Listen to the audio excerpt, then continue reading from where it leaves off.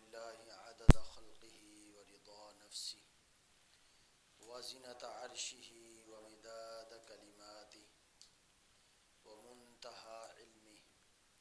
أما بعد، أعوذ بالله من الشيطان الرجيم. بسم الله الرحمن الرحيم.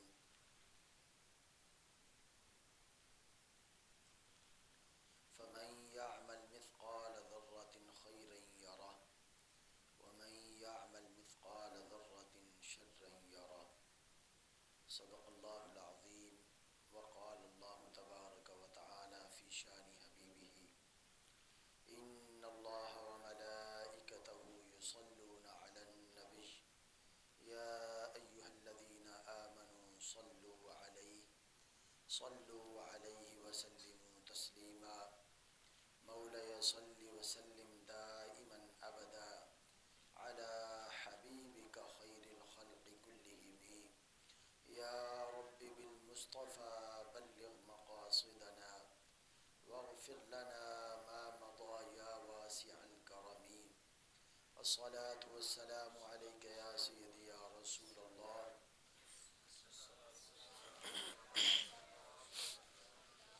الصلاة والسلام عليك يا سيدي يا خير خلق الله وعلى آلك وأصحابك يا سيدي يا جد الحسن والحسين.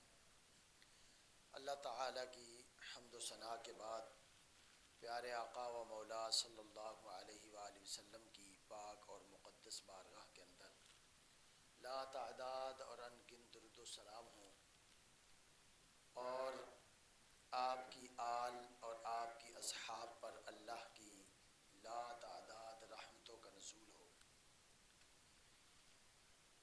اللہ تعالیٰ کا لاکھ لاکھ شکر ہے کہ الحمدللہ اس وقت ہم اللہ کے گھر میں حاضر ہیں۔ اللہ کا جتنا بھی شکر اس پر ادا کیا جائے وہ کم ہے۔ آپ دیکھیں، سادی سی مثال ہے کہ کوئی دنیا کے اعتبار سے جو بڑا ہوتا ہے وہ اگر اپنی کسی دعوت پر بندے کو بلا لے، کوئی ایم پی اے، کوئی ایم این اے، کوئی وزیر اعظم، کوئی صدر، تو لوگ پھولے نہیں سماتے، کہتے جی مجھے تو فلاں میاں صاحب نے خود کارڈ بھیجا، خود بندہ بھیجا بلانے کے لیے، تو میں فلاں میاں صاحب کے فنکشن میں گیا، ان کی دعوت پر گیا۔ اللہ اکبر کبیرہ، ساری کائنات کے میاں اور ساری کائنات کے وزراء اور ساری کائنات کے بادشاہ، احکم الحاکمین، مالک کل، میرے اور آپ کے پیارے رب کے سامنے ایک ذرے کی حیثیت بھی نہیں رکھتے۔ اس مالک نے ہمیں اپنے گھر بلایا ہے۔ اس وقت جتنا بھی فخر کریں اور اللہ کا شکر ادا کریں اس اللہ کی رحمت پر وہ کم ہے کہ اس وقت ہم کس کے گھر میں حاضر ہیں؟ جو ساری کائنات کا مالک ہے، اس کے گھر میں اس کی دعوت پر حاضر ہیں، اور امید ہے کہ اللہ تعالیٰ اس محفل کو قیامت کے دن ہمارے لیے ذریعہ نجات بنائے گا۔ اللہ کی رحمت سے اللہ تعالیٰ، پیارے بھائیوں، اللہ کا بہت بڑا احسان سمجھیں، اس پر جتنا بھی شکر ادا کریں وہ کم ہے کہ اللہ تعالی ہمیں یہ توفیق بخشتا رہتا ہے کہ ہم کہیں نہ کہیں اللہ اور اس کے رسول کی ذکر کی محفل میں حاضر ہو جاتے ہیں۔ یہ جو محافل ہوتی ہیں اللہ اور اس کے رسول کے ذکر کی، یہ انسان کو غفلت سے جگانے کے لیے ہوتی ہیں کہ انسان اس بات کو اچھی طرح سمجھ لے کہ وہ اس وقت کہاں ہے اور وہ کیا کر رہا ہے اور آگے اس نے کہاں جانا ہے۔ آپ بات سمجھ رہے ہوں گے، یہ جو ہماری زندگی جو ہم اس وقت گزار رہی ہیں، یہ ایسی زندگی ہے، اس کی مثال دے کر آپ کو سمجھا دیتا ہوں۔ یہ دو کیمرے لگے ہوئے ہیں، دو کیمرے لگے ہوئے ہیں نا، ان کے سامنے یہ آپ پر لگے ہوں یا میرے اوپر، یہ دو کیمرے، ایک بھی کیمرہ بھلے لگا ہو، ان کے سامنے ہم کوئی ایسی حرکت کریں گے جس کی وجہ سے ہمیں شرمندہ ہونا پڑے؟ کس لیے نہیں کریں گے بھائی؟ کیمرے میں ریکارڈ ہو رہا ہے، کیمرہ ہمارے اوپر لگا ہوا ہے، اس لیے کوئی ایسی حرکت نہیں کرنی جس کی وجہ سے بعد میں شرمندہ ہونا پڑے۔ بھائی یہ کیمرہ لگا کے کون بیٹھا ہے؟ حافظ عبد الرحمن صاحب بیٹھے ہیں، حافظ امیر حمزہ صاحب، ہمارے جیسے لوگ ہیں، ہمارے جیسے انسان ہیں، ہمارے اوپر کیمرہ لگا کے بیٹھے تو ہم اتنا احتیاط کرتے ہیں، جہاں کہیں پتہ چل جائے کیمرہ لگا ہوا ہے وہاں چور بھی چوری نہیں کرتے۔ لیکن کیا آپ کو معلوم ہے کہ یہ کیمرے تو پلاسٹک کے کیمرے ہیں، ہمارے اوپر ہر وقت ایک کیمرہ لگا ہوا ہے جس میں ہماری ہر بات ریکارڈ ہو رہی ہے، ہر وقت۔ وہ کیمرہ اللہ سبحانہ و تعالیٰ کا کیمرہ ہے جو ہر وقت، کوئی ایسا وقت نہیں، یہ تو بیٹری ختم ہو جائے تو بند ہو سکتا ہے، لائٹ چلی جائے تو بند ہو سکتا ہے، لیکن اللہ کا وہ کیمرہ، ہم سو جاتے ہیں پھر بھی وہ ہمارے اوپر لگا ہوا ہے، ہم جاگ رہے ہیں پھر بھی ہمارے اوپر لگا ہوا ہے۔ اللہ کو نہ نیند آتی ہے نہ اونگ آتی ہے، ہر وقت وہ ہمارا مالک ہمیں دیکھ رہا ہے۔ جو میں نے آیات پڑھی، اللہ فرماتا فَمَن يَعْمَلْ مِثْقَالَ ذَرَّةٍ خَيْرًا يَرَهُ، فرمایا کہ جو تم بھلائی میں، نیکی میں سے ذرے جتنا بھی عمل کرتے ہو، ذرے جتنی بھی نیکی کرتے ہو، وہ بھی میرے سامنے ہے، وہ بھی تم دیکھ لو گے جو بھی تم کرتے ہو۔ اور فرمایا وَمَن يَعْمَلْ مِثْقَالَ ذَرَّةٍ شَرًّا يَرَهُ، اور برائی میں سے بھی ذرہ ذرہ تم دیکھ لو گے، تمہارے سامنے آ جائے گا۔ اب ہمارے سامنے اچھائی میں سے، نیکی میں سے ذرہ ذرہ اور برائی میں سے ذرہ ذرہ ہمارے سامنے کیسے آئے گا؟ کہیں ریکارڈ ہو رہا ہے نا۔ اب یہ ویڈیو ریکارڈ ہو رہی تو بعد میں ہم دیکھ سکتے ہیں نا، ہمارے سامنے کوئی دکھا سکتا ہے، دیکھیں جی آپ نے یہ بات بھی کی، یہ بھی کی، یہ بھی آپ نے، اشارے تک ریکارڈ ہو رہا ہے۔ ایسے ہی کہیں ہمارا قول و فعل، ہر چیز دن رات ریکارڈ ہو رہی ہے، وہ اس کیمرے میں ریکارڈ ہو رہی ہے جو اللہ سبحانہ و تعالیٰ کا وہ کیمرہ جو کبھی بند نہیں ہوتا، وہاں ریکارڈ ہو رہا ہے۔ اور پھر یہ کرامن کاتبین جو ہمارے اوپر بیٹھے ہوئے ہیں، یہ ہر وقت لکھ رہے ہیں، یہ سوتے نہیں، یہ سونے سے پاک ہے، اللہ نے ان کو سونے سے پاک بنایا، یہ تھکتے نہیں، اللہ نے ان کو تھکنے سے پاک بنایا، یہ ہر وقت ہماری ہر بات کو لکھ رہے ہیں، ہمارے ہر کام کو لکھ رہے ہیں۔ اور یہ سارے کا سارا قیامت کے دن بندے کے سامنے ہوگا۔ جب قیامت کے دن بندہ اللہ کی بارگاہ میں حاضر ہوگا تو جب یہ سب کچھ بندہ دیکھے گا تو بندہ کہے گا یا اللہ، میں مانتا ہوں کہ میں نے یہ بھی پاپ کیا، یہ بھی کیا، یہ بھی کیا، لیکن مالک اللہ، جس وقت میں نے یہ گناہ کیا اس وقت تو میرے پاس کوئی نہیں تھا، میں اکیلا تھا، اور میں یہ اچھی طرح یقین کر لیا تھا میں نے کہ اس وقت مجھے کوئی نہیں دیکھ رہا، لیکن مالک میرے سامنے یہ گناہ کیسے ہے؟ اللہ فرمائے گا کیا تجھے معلوم نہیں تھا کہ میں تجھے دیکھ رہا تھا، اور یہ کرامن کاتبین تیری ہر بات کو لکھ رہے تھے۔ قرآن حکیم میں سورہ یاسین شریف میں ہے کہ قیامت کے دن، ایک تو یہ فرشتے ہیں نا، یہ لکھ رہے ہیں، دوسرا اللہ سبحانہ و تعالیٰ تو ہر وقت دیکھ رہا ہے، ہر جگہ ہمیں دیکھ رہا ہے۔ سورہ یاسین شریف میں ہے کہ قیامت کے دن بندہ اللہ کی بارگاہ میں جب حاضر ہوگا تو یہ ہاتھ جسم کے اور یہ پاؤں، یہ جسم کے حصے جو ہیں، یہ بھی اللہ کی بارگاہ میں بولیں گے، اور بول کر کہیں گے یا اللہ، اس شخص نے ہمارے ساتھ یہ کام کیے، جسم کے حصے بولیں گے۔ بندہ کہے گا کہ تم تو میرے تھے، میں نے تمہارے لیے تو سب کچھ کیا، اسی جسم کے لیے تو سب کچھ کیا، تم کیوں میرے خلاف بول رہے ہو؟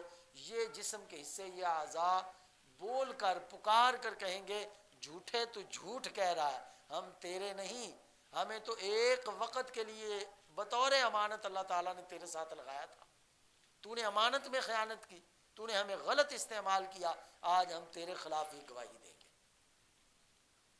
تو یہ قیامت کے دن یہ سارے معاملات ہم نے دیکھنے ہیں۔ اسی لیے کہا جاتا ہے کہ صوفیاء کرام، اولیاء کرام فرماتے ہیں جو اولیاء اللہ اور صوفیاء جو دین سمجھاتے ہیں وہ بعض مرتبہ بڑی بڑی کتابوں کے پڑھنے سے بھی بندے کو نہیں آتا، بڑے بڑے فلسفے اور منطق سائنس اس سے بھی کچھ سمجھ نہیں آتا جو اولیاء اللہ ایک دو باتوں میں سمجھا دیتے ہیں۔ اولیاء فرماتے ہیں کہ حضوری اپنے اندر پیدا کرو۔ حضوری کیا ہے؟ فرمایا کہ ہر وقت یہ سوچ اپنے اندر بٹھا لو کہ اللہ سبحانہ و تعالیٰ مجھے دیکھ رہا ہے، میں جو بھی بول رہا ہوں اللہ تعالیٰ مجھے سن رہا ہے، میں وہ گھر میں بول رہا ہوں، میں وہ باہر کسی سے بول رہا ہوں، اللہ تعالیٰ وہ سن رہا ہے، اللہ مجھے میرے ہر کام کو دیکھ رہا ہے، اللہ میری ہر بولنے کے ہر کلام کو اللہ سبحانہ و تعالیٰ سن رہا ہے، اور اللہ ہر وقت میرے ساتھ ہے، اللہ سبحانہ و تعالیٰ ہر وقت میرے ساتھ ہے۔ صوفیاء فرماتے ہیں کہ یہ تصور اپنے اندر راسخ کر لو تو اتنے کامیاب ہو جاؤ گے، اتنے کامیاب ہو جاؤ گے کہ فرشتے بھی تمہارے ساتھ مصافحہ کریں گے۔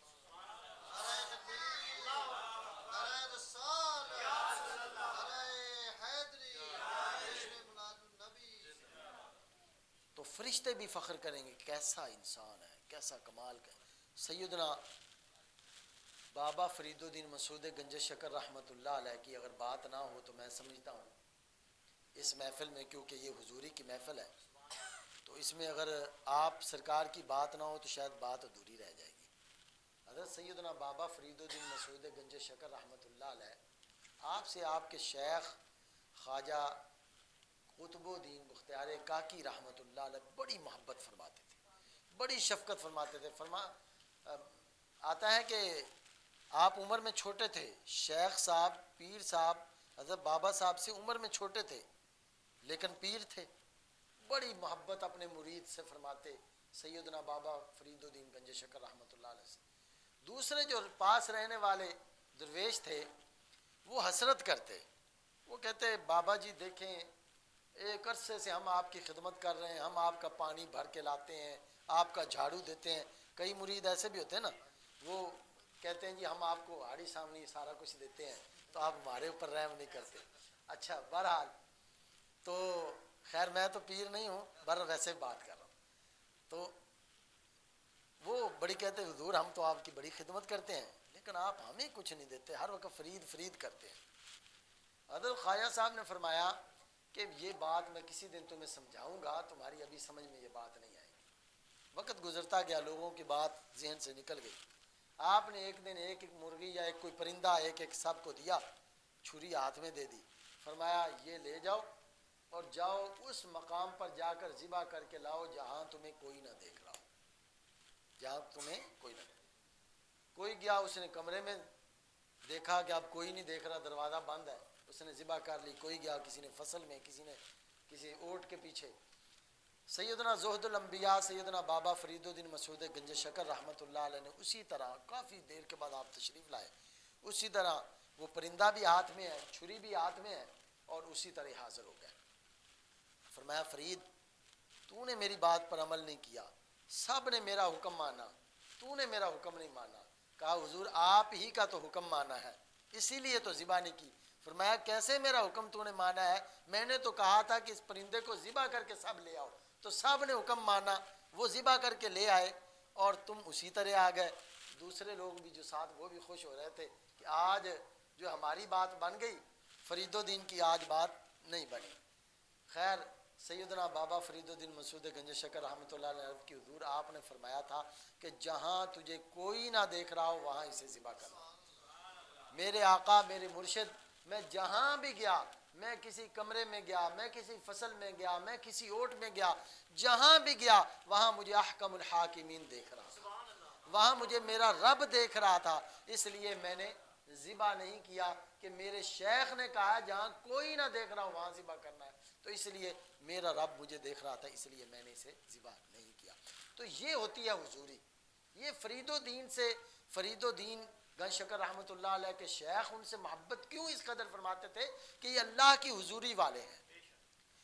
اسی طرح اگر ہم اپنے اندر حضوری پیدا کر لیں، ہم اللہ کی حضوری والے ہو جائیں، تو اللہ سبحانہ و تعالی ہم سے محبت فرمائے گا، اللہ کے فرشتے محبت فرمائیں گے، اور یا اللہ نیک لوگ ہم سے محبت کریں گے۔ بندہ خود یہ بات محسوس کرنا شروع کر دیتا ہے کہ کس طرح خلق خدا، مخلوق اللہ کی مجھ سے محبت کر رہی ہے۔ وہ کیوں کر رہی ہوتی ہے؟ بندے کے اندر کچھ نہیں ہوتا، وہ اس لیے کر رہی ہوتی ہے، صرف یہ جو وصف حضوری ہے یہ اتنا بڑا ہے، یہ اولیاء کرام کی بہت اوپر کی ایک سٹیج ہے، بہت اوپر کی صوفیاء کی سٹیج ہے۔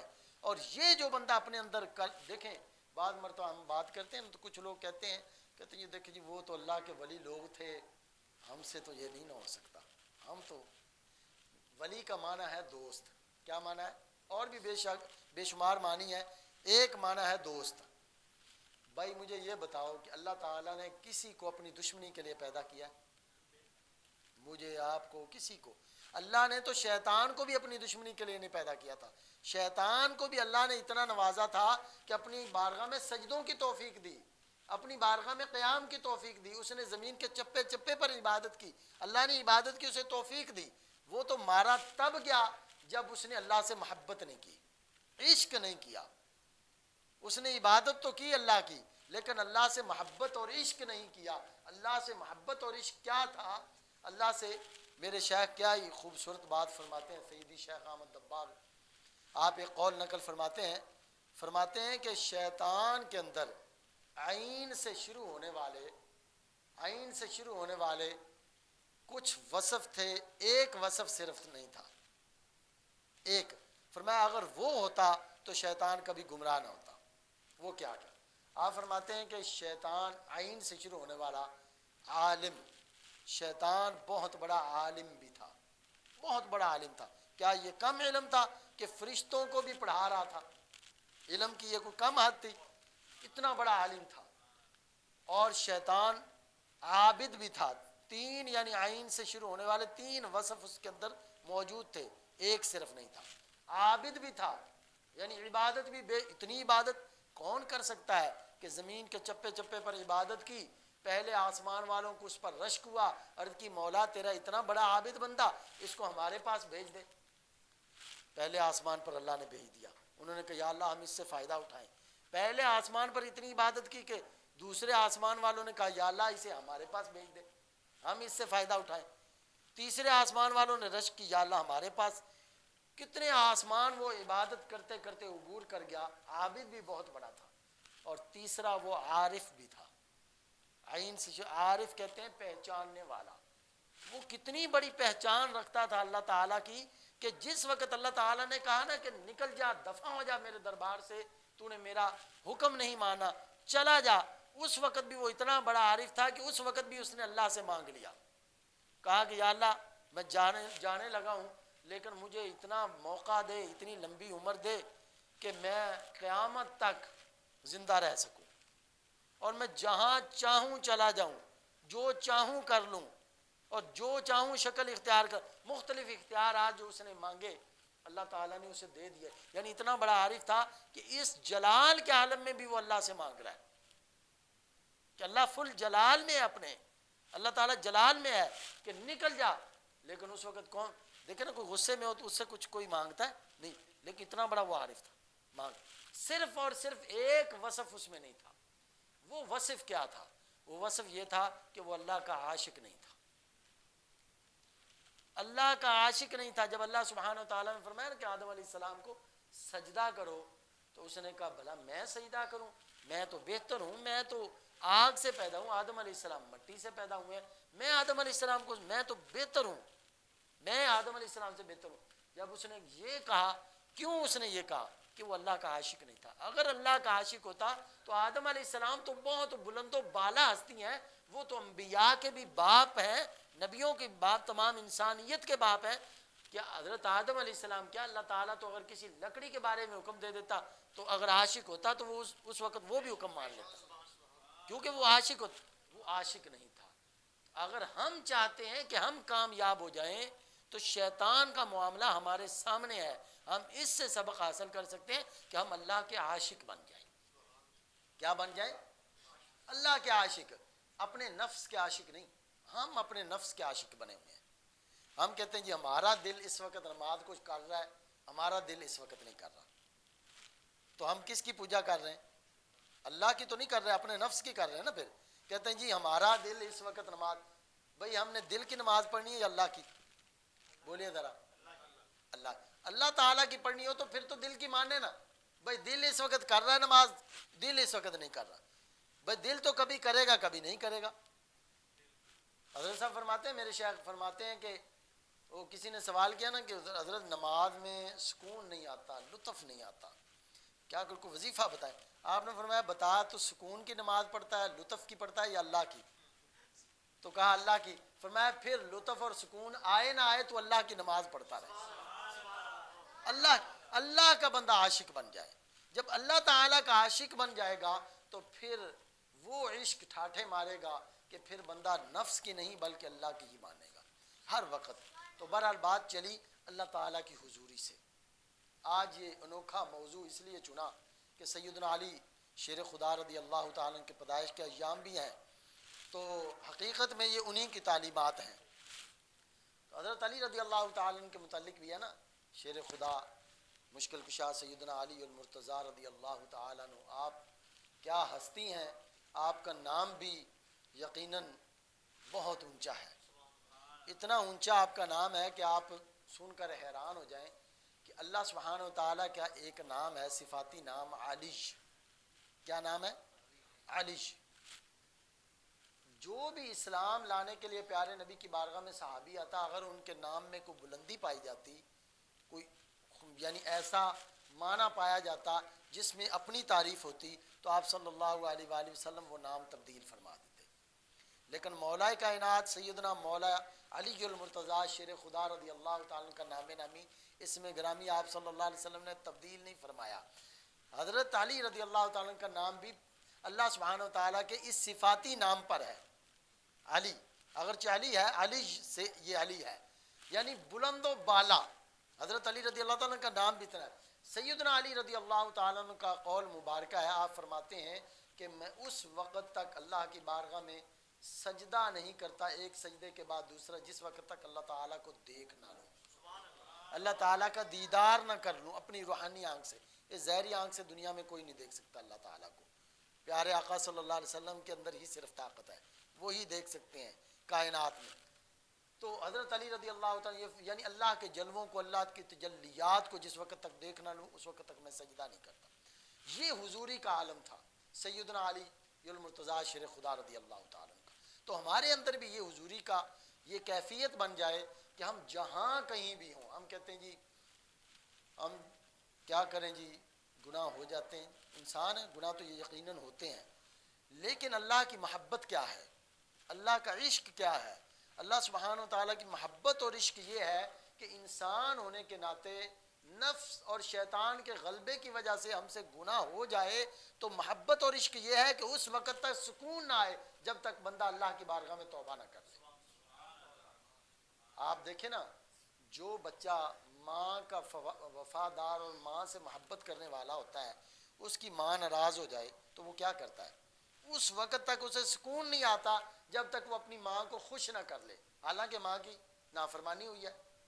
اور اللہ تو 70 ماہوں سے زیادہ محبت کرتا ہے, تو کیسے اس بندے کو آرام اور چین آ جاتا ہے جو گناہ کر کے خوش ہے, کیسے اسے خوشی ہے, کس طرح وہ مطمئن پھر رہا ہے گناہ کرنے کے بعد. اگر اللہ سے محبت ہو تو گناہ کرنے کے بعد ایک ایسی پریشانی بندے کو لگ جائے کہ اس وقت تک بندے کے دل کو چین اور سکون نہ آئے جب تک بندہ اللہ کی بارگاہ میں توبہ نہ کر لے. گناہ کے بعد اگر توبہ نصیب ہو جائے تو یہ اللہ کی بہت بڑی نعمت ہے, پھر وہ گناہ بھی نعمت بن جاتا ہے. کیسے؟ آپ دیکھیں اللہ سبحانہ و تعالیٰ کی کتنی بڑی رحمت ہے, کتنی بڑی رحمت ہے کہ اللہ سبحانہ و تعالیٰ قرآن حکیم میں فرماتا ہے ان اللہ یحب التوابین, کہ بے شک میں بہت زیادہ محبت کرتا ہوں بار بار توبہ کرنے والوں سے. اس میں مبالغہ پایا جا رہا ہے. فرمایا بار بار یعنی جو بار بار گناہ کرنے کے بعد نا بار بار توبہ کرتے ہیں, اللہ فرماتا ہے میں ان سے بہت زیادہ محبت کرتا ہوں. حالانکہ اللہ کی نافرمانی کی ہے, گناہ نافرمانی ہے, اللہ کو ناراض کیا ہے, لیکن وہ کیسا رحیم و کریم مالک ہے, کیسی محبت کرتا ہے اپنے بندوں سے کہ گناہ کیا, نافرمانی کی, اسے ناراض کیا, پھر توبہ کی. اللہ فرماتا ہے تو نے توبہ کی, میں تو تجھ سے بہت زیادہ پیار کرتا ہوں. اور پیار پھر کتنا کرتا ہے؟ فرماتا ہے اللہ تعالیٰ دوسری جگہ پہ فَأُولَٰئِكَ يُبَدِّلُ اللَّهُ سَيِّئَاتِهِمْ حَسَنَاتٍ، اللہ فرماتا ہے کہ میں تمہارے سارے گناہوں کو نیکیوں میں تبدیل کروں، ان لوگوں کے سارے گناہوں، جو سچی توبہ کرنے والے ان کے سارے گناہوں کو اللہ فرماتا ہے کہ میں نیکیوں میں، اتنی اللہ محبت فرماتا ہے۔ تو بہرحال ابھی آپ کے سامنے ایک حدیث پاک، حدیث قدسی، حضور غوث الاعظم رضی اللہ تعالیٰ عنہ کی یہ کتاب ہے، یہ کتاب شریف اس کی زیارت کر لیں، یہ حضور غوث پاک کی کتاب ہے، دیکھ رہے ہیں فیوز یزدانی۔ ہم حضور غوث پاک کی 11ویں شریف کی کھیر تو بڑی کھاتے ہیں، ہمیں اچھی بھی بڑی لگتی ہے کیونکہ حضور غوث پاک کی ہے، جی ہم ولیوں کے ماننے والے ہیں، لیکن حضور غوث پاک کی کبھی کتاب بھی پڑھی؟ کوئی پڑھنی چاہیے، حضور غوث پاک کی کتابوں کو بھی پڑھنا چاہیے۔ 11ویں شریف کی کھیر بھی یقیناً برکت والی ہے، اس میں کوئی شک نہیں، کیونکہ اللہ کے ولیوں کا لنگر ہوتا ہی برکت والا ہے، اور یہ ہر ایک کو نصیب نہیں، یہ ہر ایک کو نصیب نہیں۔ لیکن حضور غوث الاعظم رضی اللہ تعالیٰ کی کتب کا بھی مطالعہ کرنا چاہیے۔ آپ کی جو تعلیمات ہیں وہ اصل لنگر وہ ہے، یہ جو لنگر ہمیں ملتا ہے یہ تو ابھی کھایا، اس کی برکت یقیناً جسم کو ملے گی لیکن ختم ہو جائے گا۔ یہ جو لنگر آپ کی تعلیمات ہیں یہ ایسا لنگر ہے جو قبر میں بھی کام آئے گا، قیامت کے دن بھی کام آئے گا، اور جنت میں بھی کام آئے گا، یہ ایسا لنگر ہے۔ حضور غوث اعظم رضی اللہ عنہ اسی موضوع پر ایک حدیث میں نے سوچا کہ آج آپ کے سامنے یہ حدیث بھی آپ کو سنائیں۔ حدیث قدسی آپ نے اپنی اس کتاب کے اندر، آپ کی یہ جو کتاب ہے اس کے نویں مجلس کے اندر، 9ویں خطبے کے اندر، یہ الفتح الربانی کتاب کا نام ہے، اس کے اندر آپ نے 9ویں خطبے کے اندر ایک حدیث اپنے مریدوں کو بیان فرمائی۔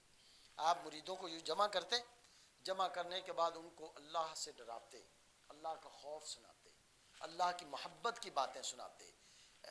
روایات کے اندر آتا ہے کہ حضور غوث الاعظم رضی اللہ تعالیٰ جب خطاب فرماتے تو ان کے خطاب کی وجہ سے اتنا لوگ اللہ سے ڈرتے، اتنا خوف طاری ہوتا کہ بعض لوگوں کو موت آ جاتی اور ان کے جنازے اٹھ جاتے، اور کچھ لوگ اللہ کے خوف اور ڈر کو لے کر جنگلوں میں نکل جاتے اور وہاں اپنی زندگی گزار دیتے توبہ کر کے۔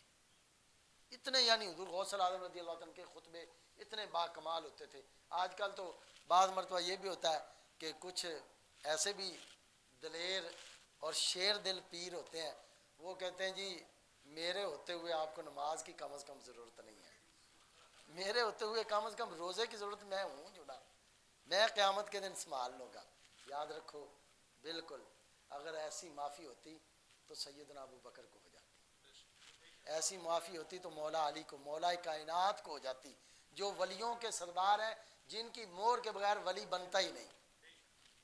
حضرت سیدنا ابو بکر کے متعلق آتا ہے، اور حضرت عمر فاروق کے متعلق بھی ایک قول ہے کہ سیدنا ابو بکر صدیق رضی اللہ تعالیٰ عنہ وہ ہستی ہیں جن کو پیارے آقا نے عتیق فرمایا، فرمایا اگر کسی نے جہنم سے آزاد بندہ دیکھنا ہو نا تو ابو بکر کو دیکھ لے، اور فرمایا کسی نے کوئی جنتی دیکھنا ہو تو ابو بکر کو دیکھ لے۔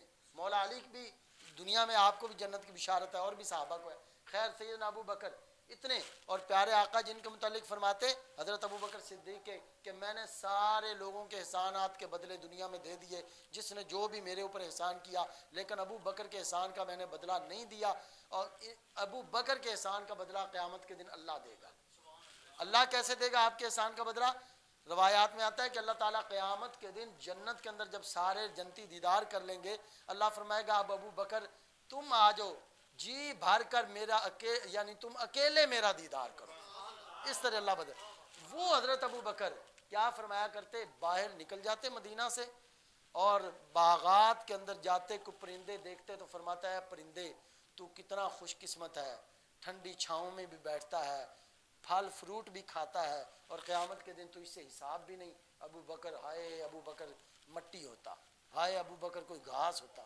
اس طرح فرمایا کہ وہ ہستی جو جن کے لیے یہ 100% کیا اتنا یعنی جہاں فیصد سب ختم ہو جاتے اس سے بھی زیادہ پیارے آقا صلی اللہ علیہ وسلم کی زبان سے نکلا جس نے جنتی دیکھنا ہو ابو بکر کو دیکھنا، وہ ہستی یہ فرما رہے۔ اور آج کوئی کہے جی کم از کم میرے ہوتے ہوئے تو تمہیں ضرورت نہیں کیونکہ تو نے مجھے بکرا دیا ہوا ہے، ہاں جی تو نے مجھے جناب ایک چھترا دیا تھا اس لیے نہیں۔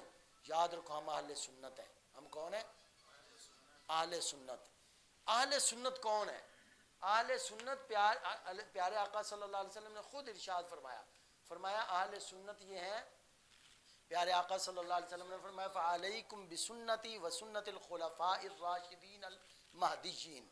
فرمایا اہل سنت وہ ہیں جو میری اور میرے خلفائے راشدین کے طریقے پر ہیں, وہ اہل سنت ہے. خلفائے راشدین عبادت اتنی کریں, پیارے آقا صلی اللہ علیہ وسلم خود اتنی کریں کہ اللہ خود فرمائے پیارے یا تو رات کا کچھ حصہ کر لے یا اس سے بھی کم کر لے یا آدھا کر لے. اللہ خود فرمائے سونے تو اتنی کیوں عبادت کرتا ہے, تھوڑی سی کم کر لے.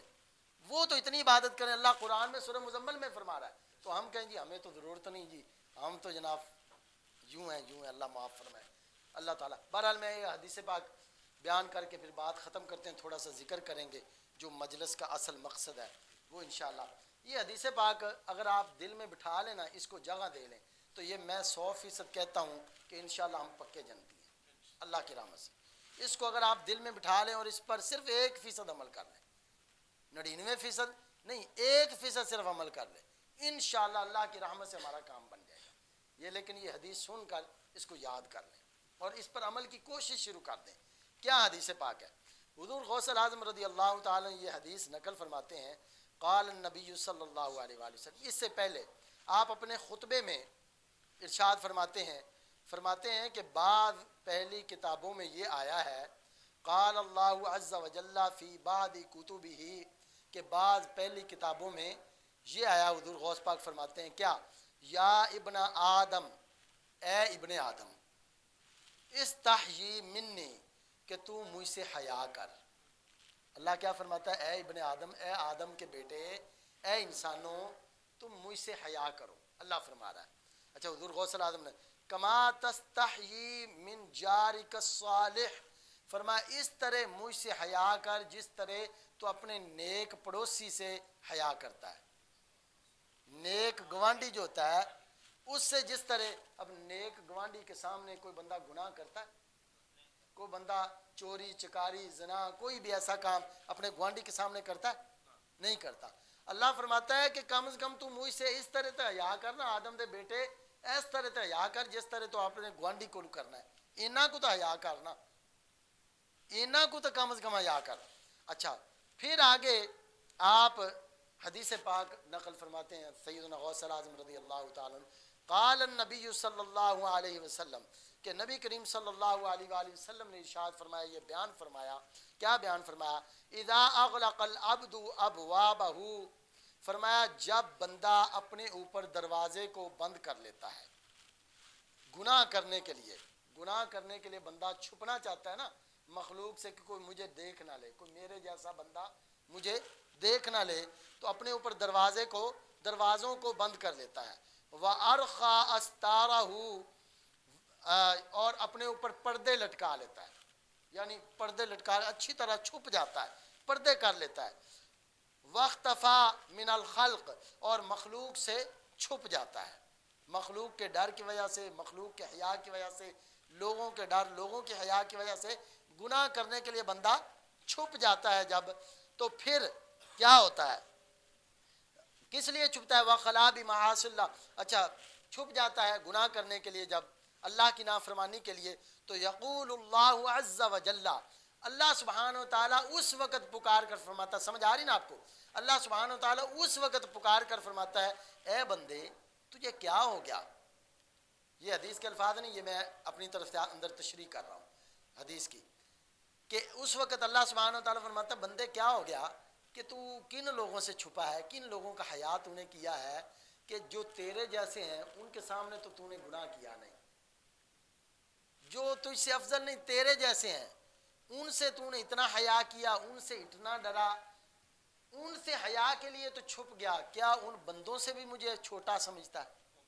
گویا کہ اللہ فرماتا ہے کیا ان بندوں سے بھی مجھے کم تر اور کمزور اور چھوٹا سمجھ رہا ہے کہ اپنے جیسے بندوں سے گناہ کرنے کے لیے چھپ گیا. اور فرمایا, اللہ فرماتا ہے یا ابن آدم جعلتنی احون الناظرین الیک, تجھے کیا ہو گیا کہ تو بندوں سے تو چھپ گیا لیکن مجھ سے چھپا ہی نہیں, میری نظروں کے سامنے تو گناہ کر رہا ہے, میری نظروں کے سامنے میری نافرمانی کر رہا ہے, تجھے کیا ہو گیا؟ ذرا سوچو میرے بھائیوں, میں بھی سوچوں اور آپ بھی سوچیں، ہمیں کوئی بندہ کہے مثال کے طور پر کہ آپ اللہ کو چھوٹا سمجھتے ہیں تو ہم تو اسے قتل کر دیں گے. بھائی تو یہ کیسی بات کر رہا ہے، ہم تو اللہ کو بہت بڑا سمجھتے ہیں، اللہ تو تمام کائنات سے بڑا، اور حقیقت بھی یہی ہے، اللہ سب سے بڑا ہے، سب کا مالک، سب کا خالق ہے. لیکن ہمارا جو عمل ہے وہ کیسا ہے، وہ کتنا قبیح اور کتنا برا عمل ہے کہ ہم مخلوق سے تو اتنا حیا کرتے ہیں، مخلوق سے تو اتنا ڈرتے ہیں کہ مخلوق کے سامنے گناہ نہیں کرتے، ان سے چھپ جاتے ہیں ان کے حیا کی وجہ سے. لیکن وہ خالق جو ہر وقت ہمیں تک رہا ہے، ہر وقت ہمیں دیکھ رہا ہے، ہم کہیں اس سے چھپ ہی نہیں سکتے، اس کے سامنے اتنا سینہ چوڑا کر کے گناہ کر رہے ہوتے ہیں اور اس سے کبھی ڈرے ہی نہیں. جو پل پل کی ہمارے جو ذہنوں میں ابھی خیالات کئی سالوں بعد آنے ہیں وہ ان کو بھی جانتا ہے. جو ہمارے دلوں میں ابھی خیال پیدا ہونے ہیں وہ مالک ان کو بھی جانتا ہے. جن خیالات کو ہم بھول چکے ہیں وہ مالک جانتا ہے.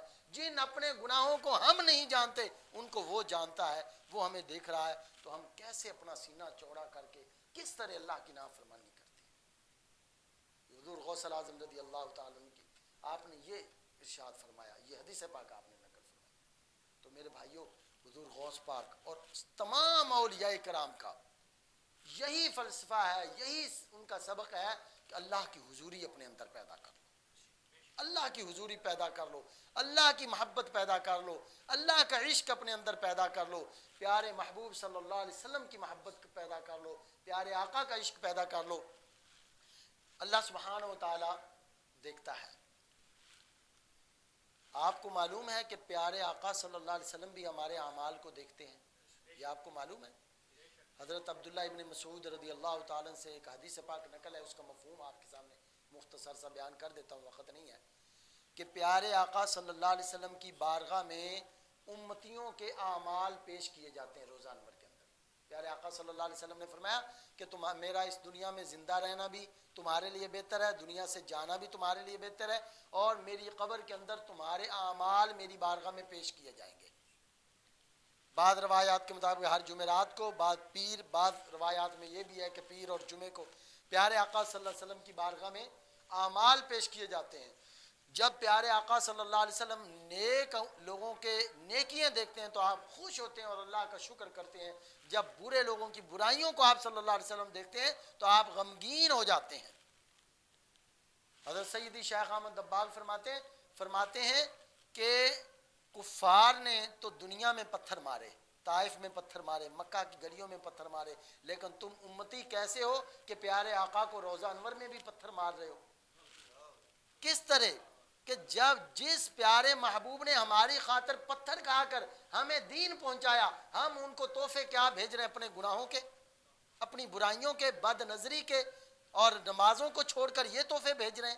وہ کتنے قبر انور کے اندر، روزہ انور کے اندر غمگین ہوتے ہوں گے کہ فلاں کا بیٹا فلاں، اس نے اس پورے ہفتے میں نمازیں نہیں پڑھی، پورے ہفتے میں بد نظری کرتا رہا، حرام کھاتا رہا، کیا کیا گل کھلاتا رہا. آپ صلی اللہ علیہ وسلم کتنے غمگین ہوتے ہوں گے. اور کہتے ہم کیا کہ عشق رسول میں موت بھی قبول ہے، موت قبول ہے، لیکن آپ صلی اللہ علیہ وسلم کو معاذ اللہ پتھر بھیج رہے ہیں گناہوں کے.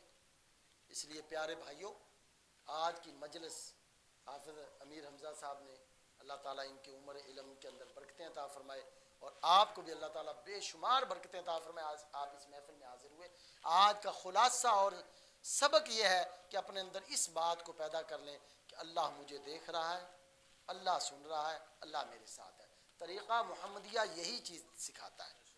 یہ طریقہ محمدیہ ہم جو بار بار مجلسیں کرتے ہیں پورے علاقے میں ذکر کی، اور یہ فکر لوگوں کو دیتے ہیں، ہمارا مقصد اور کچھ نہیں، صرف اور صرف مقصد یہ ہے کہ ہم سارے کے سارے پیارے آقا کو خوش کر سکیں، پیارے رب کو خوش کر سکیں، اور خوش کرنے کے بعد ہم جنت میں اکٹھے پیارے آقا کے جھنڈے کے نیچے ہوں. کیونکہ پیارے آقا صلی اللہ علیہ وسلم سب سے زیادہ خوش اس بات پر ہوتے ہیں کہ آپ کے کسی امتی کو جہنم کی آگ سے بچا لینا، سب سے زیادہ خوش اس بات پر ہوتے ہیں. تو اللہ تعالی ہمیں عمل کی توفیق عطا فرمائے. ابھی جو ہے ہم ذکر کریں گے، اور تھوڑا سا آپ کو بتا دیتے ہیں حافظ صاحب